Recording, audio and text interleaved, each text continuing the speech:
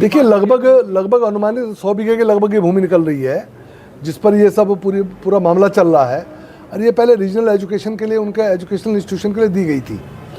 उसके बाद आईएमए ने भी इसमें ऑब्जेक्शन किया। बाद में इस ज़मीन के लेकर वो हाई कोर्ट में गए, हाई कोर्ट ने भी उनको मना कर दिया। और जब उनसे 22 में फिर इस भूमि पर मुस्लिम यूनिवर्सिटी बनाने की बात भी आई, जो आप लोगों ने भी देखी, जो पब्लिक डोमेन में बात आई। अब उसके बाद जब विरोध हुआ, मीडिया ने भी विरोध किया, भाजपा ने विरोध किया, यहाँ के जनमानस ने विरोध किया। मुस्लिम यूनिवर्सिटी तो नहीं बन पाई, लेकिन फिर उस ज़मीन को खुर्द-बुर्द करने के लिए एक पारो पुटाने कोई रईस नाम के व्यक्ति को दे दी गई और उसके आधार पर वहाँ पर एक धर्म विशेष के लोगों को बसाने का प्रयास हो रहा है। आप समझ सकते हैं कि आईएमए के जस्ट पीछे अगर आप इस तरह की कोई बड़ी कॉलोनी डेवलप कर देते हैं, उसमें धर्म विशेष के लोग अगर आप बिठा देते हैं जिनका ट्रैक रिकॉर्ड बहुत बेहतर नहीं है, देश की सुरक्षा के लिए जो खतरा बने हुए हैं, तो आप समझ सकते हैं कि बात सिर्फ मुस्लिम यूनिवर्सिटी की नहीं, सनातन का खतरे में है, इसकी नहीं बल्कि पूरा देश खतरे में है। और उसको, उसकी जड़ कांग्रेस है। तो मैं लगातार बोल रहा हूँ, उत्तराखंड की जनता को, इस उत्तराखंड को सबसे पहले कांग्रेस से बचाना होगा। अगर कांग्रेस मजबूत हुई तो निश्चित तौर पर उत्तराखंड की डेमोग्राफी तो बिगड़ ही रही है, उत्तराखंड का सनातन भी जाएगा और देश की सुरक्षा भी खतरे में पड़ेगी। मैं कल माननीय मुख्यमंत्री जी से मिला था। अगर आपको धौलास प्रकरण को समझना हो तो आपको पहले मोहम्मद मदनी को समझना पड़ेगा कि मोहम्मद मदनी कौन है और जो जमायत उलेमा हिंद है ये क्या संगठन है।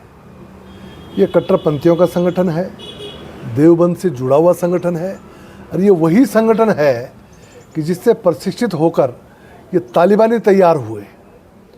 अब उन लोगों को यहाँ पर भूमि देना, पहले यही प्रश्न बहुत बड़ा हो जाता है कि मोहम्मद मदनी कोई उत्तराखंड के तो है नहीं, वो कट्टरपंथी जो इस्लामिक जो रीजनल उनका एजुकेशन है, वो उनका स्कूल ऑफ थॉट देवबंद है, उससे जुड़े हुए लोग हैं। ऐसे लोगों को उत्तराखंड में देहरादून जैसे संवेदनशील जगह पर, जहाँ की आर्मी का बहुत बड़ा हेडक्वार्टर है और आईएमए के नज़दीक ज़मीन देना, यह अपने में बहुत गंभीर मामला है।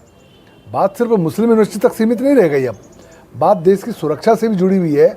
और ऐसे लोगों को जो उत्तराखंड के नहीं हैं, उनको माननीय नारायण दत्त तिवारी जी ने यहाँ पर ज़मीन दे दी, वो भी एक रिलीजियस एजुकेशनल इंस्टीट्यूशन के लिए, ये अपने में बहुत गंभीर प्रकरण है। इसको सामान्य दृष्टि से, राजनीतिक दृष्टि से देखने की जरूरत नहीं है, इसको बहुत इसकी गहराई में जाना पड़ेगा। और आज ये तो अच्छा हुआ कि वहाँ पर ये सब गतिविधियाँ नहीं हो पाई और आज चीज़ें सामने आ गई और उसके बाद उस भूमि पर जाँच चल रही है और कैंसिलेशन के बाद निश्चित तौर पर वो भूमि सरकार में निहित भी हो जाएगी। लेकिन ये बहुत गंभीर प्रकरण है। कांग्रेस बचने की कोशिश कर रही है, तमाम एक्सप्लेनेशंस दे रही है, लेकिन इससे काम नहीं चलेगा। ये पता चलना चाहिए कि कांग्रेस डे वन से, जब से यहाँ पर सत्ता में आई, क्योंकि सबसे पहले नारायण दत्त तिवारी जी यहाँ पर के मुख्यमंत्री बने थे, तब से लेकर उत्तराखंड की डेमोग्राफी को बिगाड़ने का काम कर रही है, जिसकी बुनियाद एनडी तिवारी जी के समय पर रखी गई।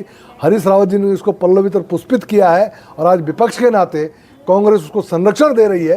ये पूरा प्रकरण इस रूप में देखा जाना चाहिए। या आरक सिंह जी मेरे मित्र हैं, अगर उनको मंडाण लगाना आता तो घड़ियाल लगाना हमको भी आता है, ये ना बोले वो। हम भी उसी पहाड़ के जन्म में पले बड़े हुए हैं, जिस पहाड़ से वो निकले हैं। अगर वहाँ मंडाण लगता है तो मंडाण पे नाचना और घड़ियाल पे नचाना ये हमको भी आता है, ये उनको समझ में आ जाना चाहिए। सर, आज एक बार फिर से देहरादून में तिब्बती मार्केट में हत्या हुई है। कहीं कहीं एक बार फिर से कांग्रेस को जो है मौका मिल गया है कानून व्यवस्था को लेकर सवाल खड़े करने का, और वो कर भी रहे हैं। किसी को देख रहे हैं जिस तरीके से लगातार एक बाद हत्याएं हो रही है। देखिए, कांग्रेस को मौका मिलना ये बड़ी बात नहीं है। बड़ी बात ये है कि अपराध पे अपराध हो रहे हैं, जो हमारे लिए चिंता का विषय है। और सरकार इस बात को लेकर बहुत गंभीर है और कोई ना कोई बड़े और कड़े कदम उठाए जाने की आवश्यकता है, ताकि इस प्रकार की घटनाओं की पुनरावृत्ति न हो। मैं समझता हूँ सरकार बहुत जल्दी कोई बड़ा निर्णय लेगी। मैंने अपेक्षा भी की थी, माननीय मुख्यमंत्री से मैं भी मिला था, तो बहुत सारे विषय थे, उनमें ये भी एक विषय था कि किसी भी तरह से अपराधों पर नियंत्रण होना चाहिए। उसके लिए अपनी पुलिसिंग को ठीक होने की ज़रूरत है, क्योंकि अपराध पर नियंत्रण तो पुलिस विभाग करेगा, तो उसके लिए थोड़ा सा हमको और गंभीर होने की आवश्यकता, ऐसा मुझे लगता है, और पुलिसिंग को ठीक करना आवश्यक है। धौलास प्रकरण पर अब सीएम साहब